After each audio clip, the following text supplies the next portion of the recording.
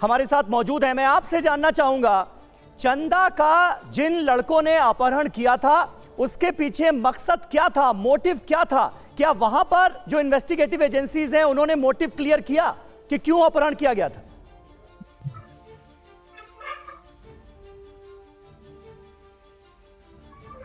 Hello जी, आप अपना एक बार नाम बता दीजिए। हेलो जी, मेरा नाम अमरी है। मेरी लड़की काम पे जाती थी, उधर से अगवा हो गई। फिर हिंदू सिंध वाले ने मेरे को पाजियाब करा के दी, फिर नदारा रामन में रखवाई। हमारे को कोई पता नहीं है कहाँ गई, मार दी, क्या करा क्या नहीं करा, कुछ बोल भी नहीं सकते।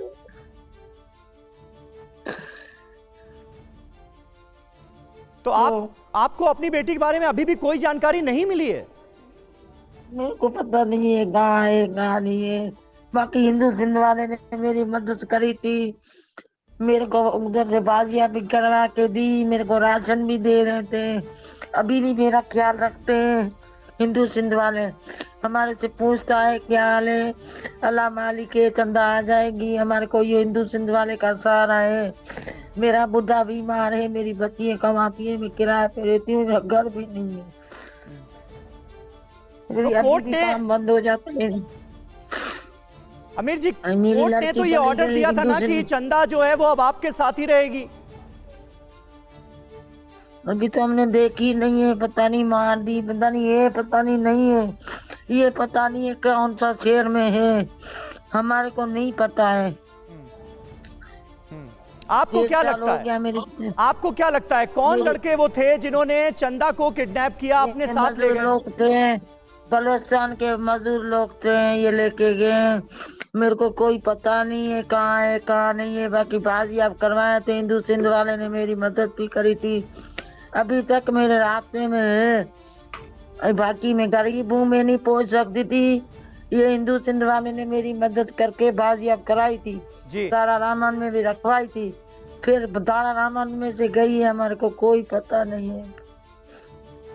ठीक है, आप हमारे साथ बने रहें, आपका दर्द हम बखूबी समझ सकते हैं, जो गुजर रही है आप पर हम यहाँ हिंदुस्तान में बैठकर उसे महसूस कर सकते हैं। लेकिन क्या हालत है हिंदू लड़कियों की पाकिस्तान के अंदर? शिवाजी, कुछ आंकड़े, कुछ डेटा हमने अपने व्यूअर्स के सामने रखा। पाकिस्तान में क्या हालत है, और जैसा कि अभी चंदा की मां ने बताया कि उन्हें पता ही नहीं चल पा रहा है कि उनकी बेटी गई तो गई कहां, किडनैप कर लिया गया, उसके बाद फिर कोई जानकारी है ही नहीं। तो क्या जो एडमिनिस्ट्रेशन होता है, लोकल एडमिनिस्ट्रेशन जो होता है, वो भी इस तरह के मामलों पर एक्ट करता हुआ नजर नहीं आता है क्या आमतौर पर? नमस्कार, जय श्री। देखिए, चंदा का मामला जो है, बिल्कुल वो बच्ची अगवा हुई, उसका मजहब भी तब्दील हुआ, हैदराबाद की बच्ची है।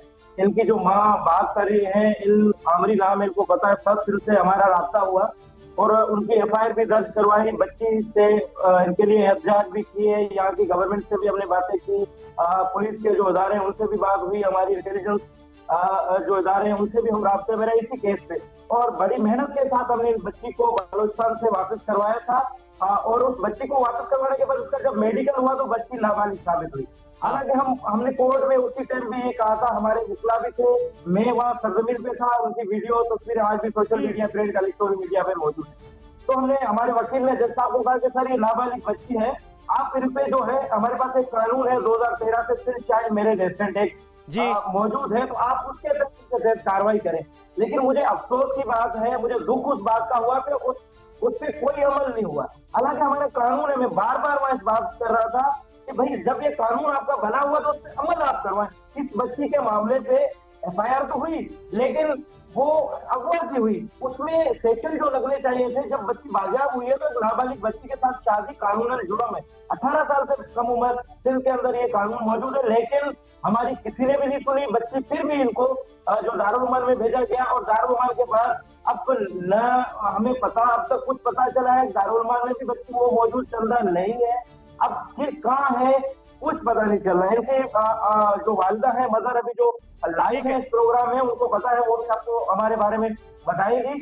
तो अब ये जो बार बार मुझसे भी अभी रास्ते में है कि कुछ करें, लेकिन अब ये कि बच्ची का बिल्कुल, यानी पता ये चल जाता है कि किडनैपर्स कौन हैं, किन लड़कों ने अगवा किया, उनका मकसद क्या था। कोर्ट का ऑर्डर भी आ जाता है, लेकिन उसके बावजूद भी लड़की अपने घर नहीं पहुंच पाती। हमारे साथ एपी सिंह भी मौजूद हैं, सीमा हैदर के वकील हैं। सिंह साहब, बतौर लॉयर इस तरह के केसेस को आप कैसे देखते हैं? और ये जो हीला हवाली एक पाकिस्तान के एडमिनिस्ट्रेशन में वहां की अदालतों के रुख में नजर आ रही है, इससे आप कैसे देखेंगे?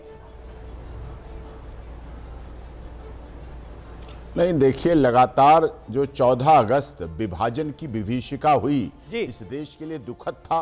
राजनीतिक सत्ता लोलुपता के लिए विभाजन की विभीषिका को झेला, और वो विभीषिका आज भी जिन लोगों ने पाकिस्तान चुन लिया था, जो हिंदू फैमिलीज थी जिन्होंने किसी तरह से पाकिस्तान चुन लिया, ना उनकी वहाँ प्रॉपर्टी सुरक्षित है, ना उनका वहाँ धर्म सुरक्षित है, ना उनका धन सुरक्षित है, ना उनकी इज्जत सुरक्षित है, ना उनके लोग सुरक्षित हैं। वहाँ बचपन में बच्चियों का अपहरण किया जाता है, निकाह किया जाता है, धर्मांतरण कराया जाता है, बच्चे पैदा किए जाते हैं और उसके बाद फुटपाथ पर छोड़ दिया जाता है, अनाथ बना के छोड़ दिया जाता है। क्या गुजरती है, क्या जिंदगी बीतती है, कैसे उस देश में रह पाते हैं, किस तरह से लोग पाते हैं। आपके सामने बैठे हैं पाकिस्तान से आए हुए शरणार्थी, उनका दर्द देखिए, उनका भारत सरकार ने उनके दर्द पर मरहम लगाने का काम बिल्कुल, शरणार्थी भी बैठे हैं और पाकिस्तान के हुक्मरानों को रिप्रेजेंट करने वाले भी बैठे हैं, पीएमएलएन के बड़े नेता जिनकी सरकार है इस वक्त। राजकुमार शास्त्री जी, दिक्कत कहां पर है? या फिर जो बेसिक कैरेक्टर है पाकिस्तान का उसी में फ्लॉ है? जी देखिए समीर जी, बहुत सारी विचारणीय बातें हैं। 1947 में जब भारत का विभाजन हुआ, वह हिंदू और मुस्लिम दो पक्षों के बीच में हुआ। भारत भी 1947 में स्वतंत्र हुआ और पाकिस्तान का गठन हुआ। जी, भारत ने अपने धर्म को नहीं त्यागा, लेकिन पाकिस्तान ने किसी भी स्थिति में धर्म को जीवित रहने लायक नहीं छोड़ा। आज स्थिति यह है कि भारत पूरे विश्व में अपना एक स्थान, महत्वपूर्ण स्थान रखता है, लेकिन पाकिस्तान की स्थिति है कि 1 किलो आटा खरीदने के लिए भी वहां की जनता महंगाई से त्रसित हो रही है। क्योंकि जो व्यक्ति अपने धर्म को त्याग देता है, चाहे वह देश हो चाहे वह व्यक्ति हो, उसका पतन होना स्वाभाविक रूप से निश्चित हो जाता है। किसी भी प्रकार से धर्म का संरक्षण पाकिस्तान में नहीं है, लेकिन भारत में आदरणीय मोदी जी ने धर्म की रक्षा के लिए मंदिर प्रकोष्ठ का निर्माण किया और करनैल सिंह को उसका अध्यक्ष बनाया, जिससे धर्म को किसी प्रकार की क्षति ना हो। आप देखिए शास्त्र में जहां पर पाकिस्तान चाहे मुस्लिम पूरे इस्लाम की बात करते हैं, उसमें विस्तारवाद की बात है। वो जो जितनी ज़्यादा शादियां कर लेता है, जितने ज़्यादा बच्चे पैदा कर देता है, वही उसमें श्रेष्ठ माना जाता है। जबकि हिंदू धर्म ग्रंथों में त्याग की भावना है और किसी भी प्रकार से पाकिस्तान में आज भी हिंदू और मुसलमानों में भेदभाव की स्थिति बनी हुई है, जबकि भारत में हिंदू और मुसलमान सब मिल करके रह रहे हैं।